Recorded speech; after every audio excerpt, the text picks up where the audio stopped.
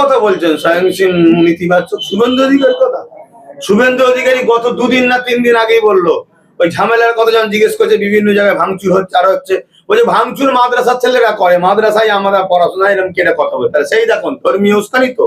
আমার মাদ্রাসাকে ক্রিটিসাইজ করলো, যে একটা রাজনীতির নেতা, আগামী দিন তুমি ভালো পদে যেতে চলেছো, যাই হোক কিছু একটা হবে XYZ, তুমি একটা রাজ্য চালাতে, মানে রাজ্য চালাবার যে একটা টিম হবে, টিমের মধ্যে সেই দলের মধ্যে আছো, তোমার মুখে কথা মানায়? তারপরে অর্জুন কি বলে, অর্জুন সিং, তারপরে কি বলে দিলীপ ঘোষ, এদের থেকে কি ভালো আশা করছেন আপনি? এখন নেতিবাচক কথা বলছে কেন? এর পিছনে একটা রহস্য আছে।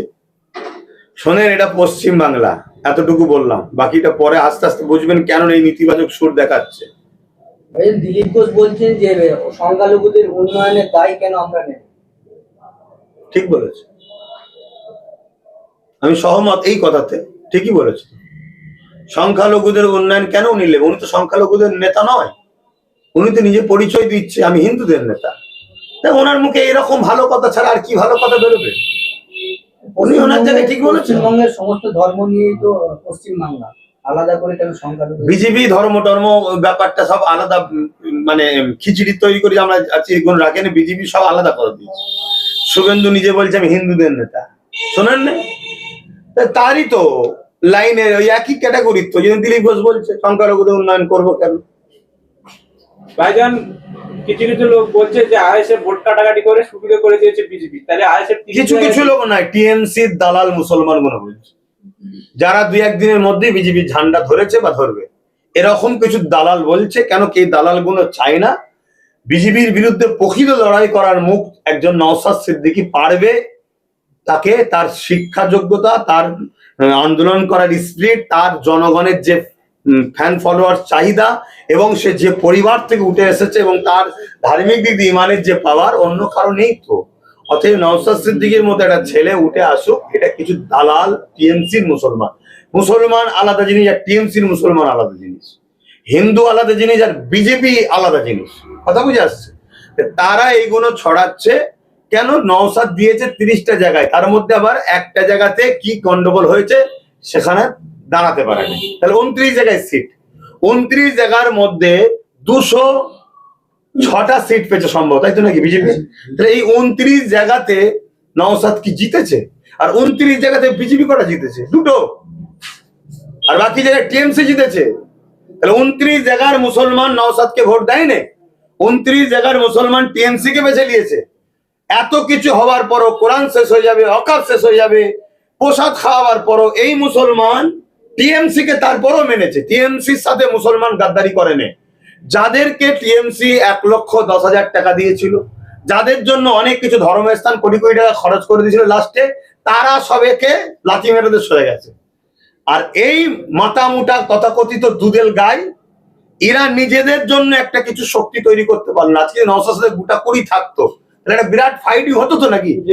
তাকে দিল না, দিল কাকে?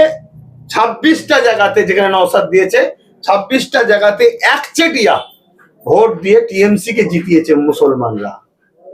তাহলে কি কোথায় ভোট কাটলো কোথায়? এটা তথাকথিত শুধুমাত্র মুসলিমদের কাছে সেই বিগত দিনেও যেমন বুঝিয়েছে, যেমন বিগত দিন বুঝিয়ে আসছে। আমার বাড়ি কেউ একজন বলেছে নওশাদের সাথে গুজুর গুজুর করছিল, এক গুজুর গুজুর ভাষাতে সব চিৎপাত হয়ে গেল মুসলমানের ইমান, তাই নাকি? তাহলে নাও চলো, আর দিয়া যাবে নওশাদকে রাতারাতি সব আর ভেল পেটে না, এই রেজাল্ট আমাদের হওয়ার কথা নয়। আমি আমার কথা বলছি, আমার বিশ্বাস ছিল 15-16টা আইএসএফ পাবে। এই যে এক বক্তব্য ভাইরাল হওয়াতে ব্যাস চিৎপাত, যদি আজকে নওশাদে 15-16টা হতো, এই মুহূর্তে নওশাদ ঢাল হয়ে দাঁড়াবার জায়গা কিন্তু চলে যেত। এই যে মুসলিমদের মধ্যে থেকে কেউ একজন উঠুক, দেশের জন্য কাজ করুক, জাতি ধর্ম বর্ণ নির্বিশেষে, হিন্দু দলিত আদিবাসী শিখ পাঞ্জাবি খ্রিস্টান প্রত্যেকটা শ্রেণীর পিছিয়ে পড়া মানুষের হয়ে মুসলমানদের মধ্যে থেকে কোন একটা ছেলে উঠে নেতৃত্ব দিক, এটা আমার কমের একদল গাদ্দাররা চাইনি। না হয় যে 9টা জেলা, কম বেশি 9টা জেলাতে আইএসএফ কোনো প্রার্থী দেয়নি, কোনো প্রচারে যায়নি, সেখানে টিএমসি 0, একটা সিট জিততে পারে না, তাহলে নওশাদ কোথাও ভোট পাবে? সেখানে বাম রয়েছে, কংগ্রেস রয়েছে। আমি বাম কংগ্রেসকে, বিজেপির দালালকেও বলুক আমি পছন্দ করছি না, কই তার বেলা একবারও তো বলা হচ্ছে না বামও ভোট কেটে বিজেপিকে এগিয়েছে, কংগ্রেস একা সেট দিয়েছে, 3000 ভোট পেয়েছে, 2000 ভোট পেয়েছে, অতএব ও দালালি করছে কোন বিজেপির? একটা তো কেউ বলছে না, শুধু ঘুরিয়ে ফিরিয়ে সব বাঁশ নিয়েছে নওশাদকে দাও, আইএসএফ কে দাও। এরা হলো মুসলিম ঘরের গাদ্দার, এরা জাতির গাদ্দার, এরাই মূলত দালাল। এরা চাইছে না আগামী দিন প্রধান বিরোধী শক্তি হয়ে নওশাদ সিদ্দিকী উঠুক। যদি নওশাদ প্রধান বিরোধী শক্তি হয়ে ওঠে, আমার ক্যালকুলেশন হচ্ছে 5 বছর পর বাংলায় নওশাদ আসছে। যদি বলেন কেন? উত্তরপ্রদেশে এসসি এসটিরা যোগীর হাতে সব থেকে বেশি আক্রান্ত, মুসলমানের থেকেও। আমি চ্যালেঞ্জ করছি, ডাটা তুলুন। আমি চ্যালেঞ্জ দিচ্ছি, নিজের জীবনকে বাজি লেগে চ্যালেঞ্জ দিচ্ছি। উত্তরপ্রদেশ, গুজরাটে, আসামে মুসলমানের থেকেও এসসি এসটি সম্প্রদায়রা বেশি বিপদে। কিন্তু মুসলমানেরটা এই রাজ্যে, বিভিন্ন রাজ্যে প্রচার হয় কেন? মুসলমানের ভোটটা নিবে বলে সেকুলার নামী ভণ্ড দলগুলো মুসলিমে অ্যাটাক গুলো বেশি প্রচার করে, এসসি এসটিদের ওপর জুলুম গুলোকে প্রচার করে না। মণিপুরে গত 7-8 বছর ধরে হত্যা লীলা চলছে, রেপ চলছে, খুন চলছে এই বিজেপি শাসক আমলে। একটা তার বিরুদ্ধে কোন তথাকথিত সেকুলার দল প্রচার করেছে দেখেছো? কেন প্রচার করে না? মণিপুরে মুসলমান নেই তাই। মুসলমানের ভোটকে নিতে হবে, এজন্য বুঝাও যোগী মারছে, ও মারছে, ও মারছে, এটা প্রচার করে। তাহলে আমার রাজ্যে এসসি এসটিরাও আগামী খুব শিগগিরই যারা নাচছে দেখবেন, এরা বিজেপির হাতে আক্রান্ত হবে। বিজেপির হাতে যখন আক্রান্ত হবে, আর নওশাদ যদি বিরোধী দল থাকে, তাহলে তারা আসবে কোথায়? তাহলে নওশাদের হাতে যখনই আসবে, নওশাদের পাল্লা ভারী হচ্ছে না কম হচ্ছে? তাহলে এর পরে সরকার কি হবে? তাহলে একটা মুসলিম ছেলে নেতৃত্ব দেবে, আমার জাতের গাদ্দাররা চাইবে, তাহলে অন্য কোনো লোকেরা চাইবে কেন? অন্য লোকেরা চাইবে কেন? এটাই হচ্ছে বিজেপি কিস্টের চাল, এটাই হচ্ছে টিএমসি চাল, আর এটাই আরএসএস পুরো ঠান্ডা ঘরে বসে প্ল্যানটা তৈরি করছে। 26 বিধানসভায় ক্যানিং পূর্ব বিধানসভার বেশ কয়েকজন আলেম, মসজিদের ইমাম সাহেব, বলা বলেছে মসজিদের ইমাম সাহেব, তারা পাড়া বৈঠক করেছে, তৃণমূলের হয়ে প্রচার করেছে, তৃণমূলকে ভোট দিতে বলেছে। এবং এও বলেছে যে কেন্দ্র বাহিনী দেখে আপনারা ভোট যদি অন্য জায়গায় দেন বা আইএসএফ এ দেন, তাহলে কিন্তু 2021 সালে যে বাড়ি ঘর ভাঙা হয়েছে তার থেকে আরো বেশি ভাঙা হবে। প্রকাশ্য মসজিদের একজন ইমাম সাহেব বক্তব্য দিয়েছে। তাহলে বিজেপিও মুসলমানদের জুলুম করছে, ইমামও মুসলমানদের ঘর ভাঙবে বলছে, জুলুম করছে। সেই ভয়তে তাহলে আজকে টিএমসি কে ভোট দিচ্ছে।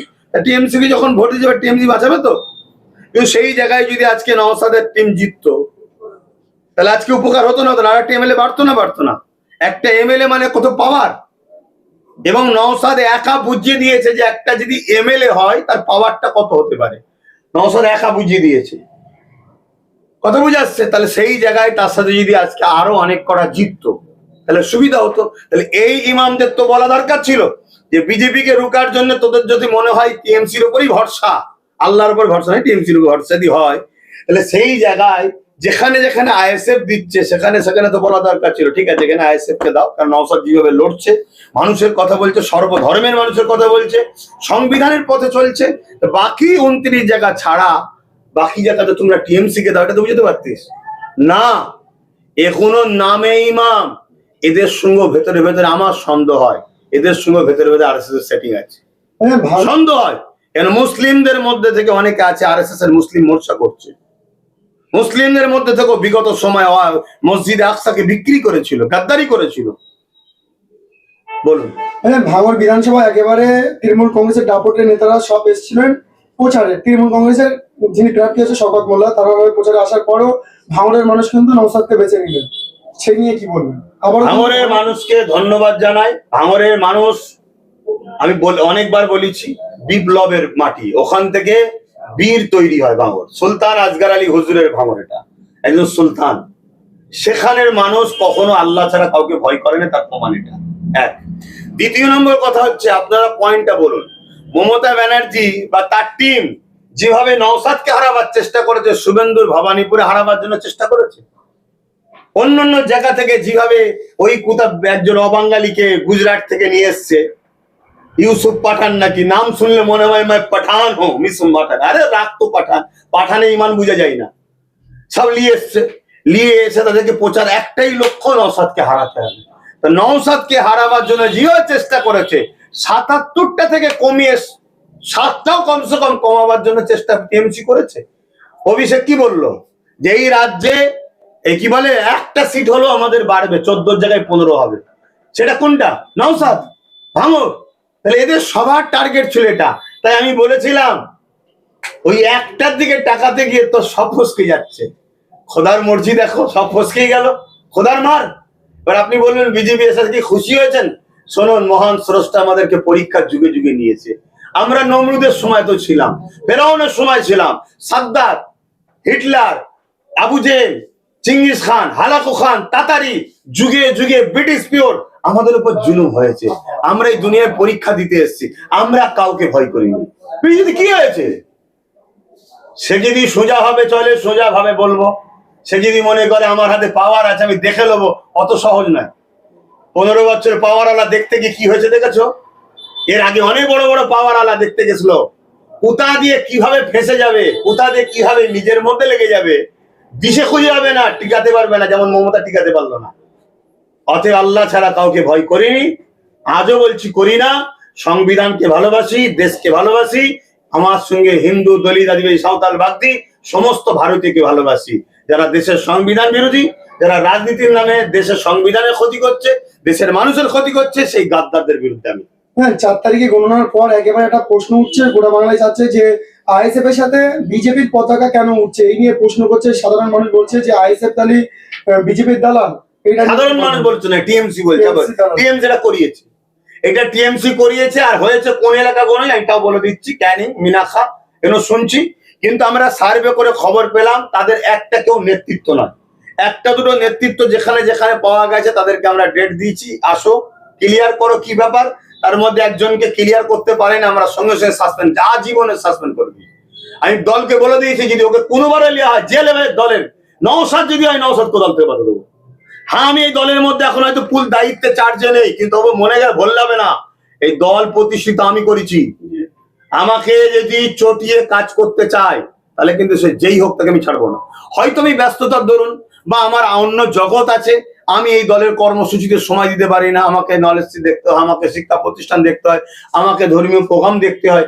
আমি এই জন্য এই দলের ব্যাপারে তাদের কাছে ছেড়ে দিয়েছি। তারা পুরো টিম নিয়ে, সর্বধর্মের মানুষ হলে তারা রাজনীতি করছে, সেই জায়গায় ছেড়ে দিয়েছি। কিন্তু তা বলে দলের ভাবমূর্তি নষ্ট হবে। দলের ভাবমূর্তি নষ্ট হলে আজকে যখন বিজেপির পতাকা কি বলে আইএসএফ এর পতাকা, বিজেপির পতাকা এক জায়গায় হচ্ছে, লোক কি আমায় গাল দেবে না? আমার তো গাল দিচ্ছে, তাহলে আমি ছেড়ে দেবো কেন? তবে আমি যেটা আপনাদের মিডিয়ার মাধ্যমে বলবো, এটা সম্পূর্ণ আইএসএফ এর ভাবমূর্তিকে নষ্ট করে দাও, যাতে আগামী দিন বিজেপির অত্যাচারের বিরুদ্ধে আইএসএফ যেন লড়ার শক্তি তৈরি করতে না পারে। আপনারা খেয়াল করে দেখুন তো, আইএসএফ এর যে র্যালি গুলো হয়েছে, যে মিটিং গুলো হয়েছে, বিজেপি করতে পেরেছে, টিএমসি করতে পেরেছে। আইএসএফ এর ছেলেগুলো দেখুন তো কারা কারা, দেখুন 20 থেকে 30-35 একদম সাইজ। এদের যে স্পিরিট, এই স্পিরিটকে বিজেপি ভয় করছে। অতএব দিদি মোদির সেটিং ছিল, আছে। হঠাৎ করে যারা ওই বিজেপি বলে টিএমসির মধ্যে গোষ্ঠীদ্বন্দ্ব ছিল, তারা একটা গ্রুপ যারা টিএমসির হাতে আক্রান্ত ছিল, তারা এই পতাকাগুলোকে নিয়ে নেমে পড়েছে। একদিকে যেমন আইএসএফ কে বদনাম করছে, একদিকে ওরা এই সময় লুটতে শুরু করেছে। সেটা যেখানে যেখানে হয়েছে আমরা কড়া হাতে দমন করেছি। কিন্তু রিপোর্ট যেটা পেয়েছি, একটা তো আমাদের নেতৃত্ব নয়, নেতৃত্বর মধ্যে থেকে একটা রিপোর্ট তার কাছ থেকে খবর পেলাম, সে যখন ক্লিয়ার করতে পারে, একটা বিধানসভার অবজারভার ছিল, সে সঙ্গে সঙ্গে তাকে সাসপেন্ড করে দিয়েছে। বিধানসভার অবজারভারের মুখের দিকে তাকাই না, দরকার হয় ওই বিধানসভায় আইএসএফ থাকবে না, কি হয়েছে? কিন্তু তা বলে আমাদের দুশ্মনীর সাথে সঙ্গে যারা সংবিধান বিরোধী, যারা অন্যায় করবে, তাদের সঙ্গে কখনো কাঁধে কাঁধ মিলিয়ে চলা আমাদের দ্বারা সম্ভব নয়। ধন্যবাদ। কারণ এটা